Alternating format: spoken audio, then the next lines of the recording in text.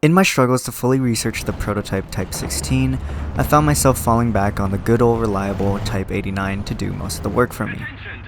Now, in its current state, this Japanese IFV is basically a shadow of its past, being subject to various nerfs throughout the years in order to balance this battle wagon. But that doesn't mean it's bad by any means. Coming into the game back in 2018 with update 1.85, the Type 89 has cemented itself as an absolute monster of its battle rating, and rightfully so. But that brings up a question: what's up with this vehicle? One word: firepower.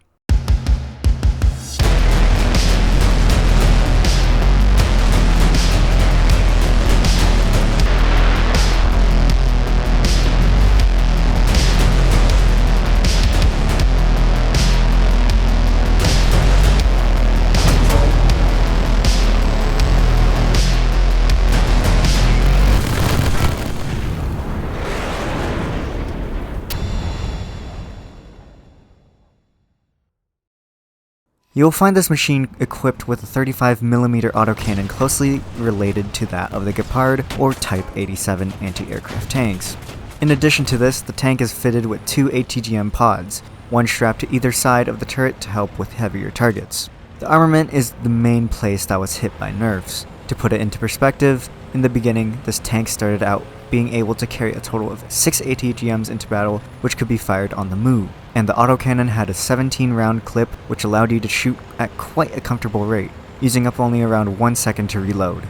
Nowadays you have to stop to fire the 4 ATGMs, and the autocannon feeds off a 34-round ready rack while keeping the fire rate.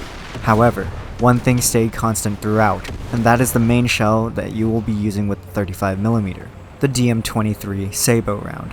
This is where things get spicy, and I mean real spicy, as the DM23 brings a whopping 125mm of pen up to 100 meters, and can be used very nicely at most engagement ranges. Anyway, to clean up its past, this thing also had an APHE shell at one point, which was nice to have every now and then, but wasn't quite as reliable as the Sabo round in the end. Now back to the present. How does this thing perform in today's climate? Well, despite all the changes it's gone through, the Type 89 still holds out like a beast, mainly thanks to that Sabo round. This thing is also stabilized and gets access to Gen 1 thermals, which is very nice to have at 8.3. There is also a new high explosive focused ATGM, but nobody really touches that.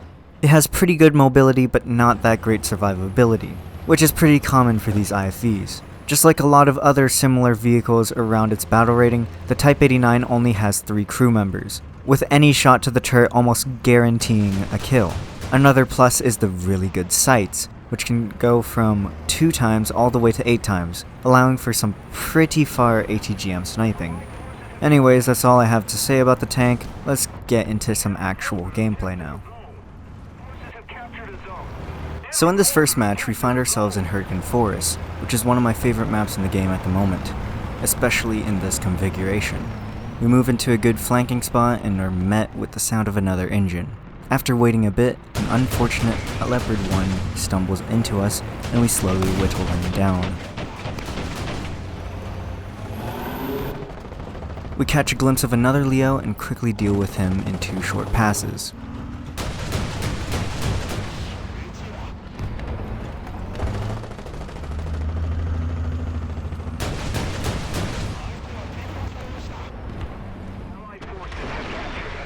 A T-55AM is spotted and 2 ATGMs is all it takes to take him out. While we wait to ambush some more victims, an ME-262 takes notice of us and attempts to strafe us.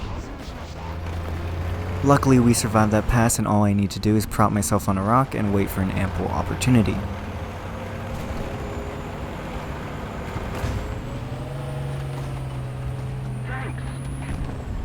Luckily for us, it doesn't come back for seconds and we land a fatal crit on him. At this point I'm starting to hear more than 1 engine around me, so I decide to be a bit more cautious and see what happens. Swiftly deal with a DF-105 and do the same to an Object 120. Due to the nature of the guns, you can't really be too aggressive in frontal assaults, especially since you can't fire your ATGMs on the move anymore. Anyways, after idling for a bit too long, we finally decide to circle around this Leo on the hill and take him out. I try to take it slow since there will probably be several planes on the hunt for me, and what would you know, a plane found and took me out. Nothing much happens here from now on. I take out the Dorado and immediately get killed. But luckily the Type 89 has a pretty strong lineup backing it up. You kind of only have two straightforward options, which is either bringing 8.0s along with you or up-tiering it slightly to 8.7. The RCV works really nicely with it, and you have access to two STB-1s, which are still pretty powerful at 8.3, alongside the Type 87 as a pretty good AA. You don't really have casts besides the R2s, but if you increase your BR to 8.7, you can bring a Saber, a whole bunch of Type 74s, and even the prototype Type 16, which is pretty solid. Now we move into our second match, which is in the Ardennes, a map which I find pretty fun most of the time, but easily ruined if you get an unlucky encounter. This time was the former.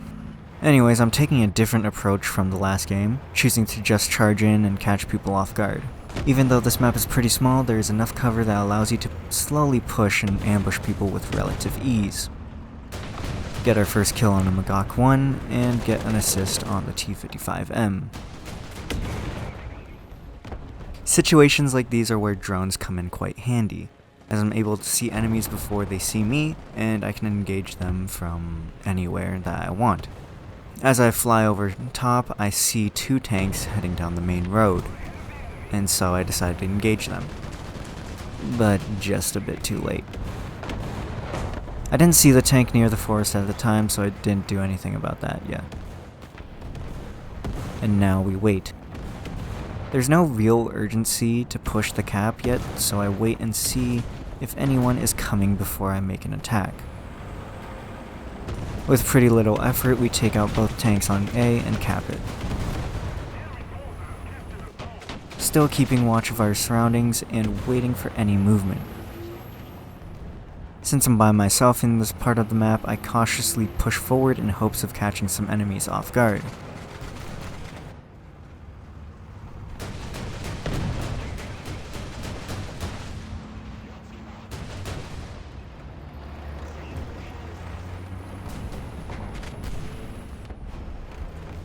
Pick an opportune time, and we take out both the Mars 15 and M51, marking our 4th and 5th kill.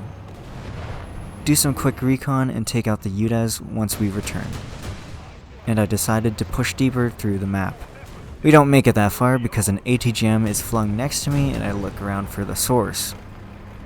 Our engine gets dismantled and it's revealed what was targeting us.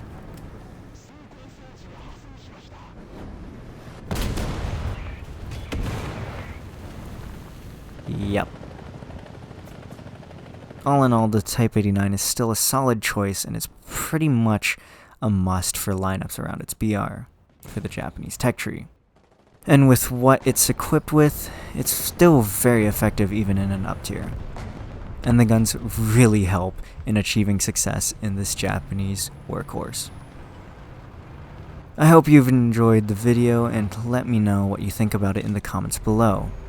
Anyways, thank you for staying till the end, and I'll catch you later.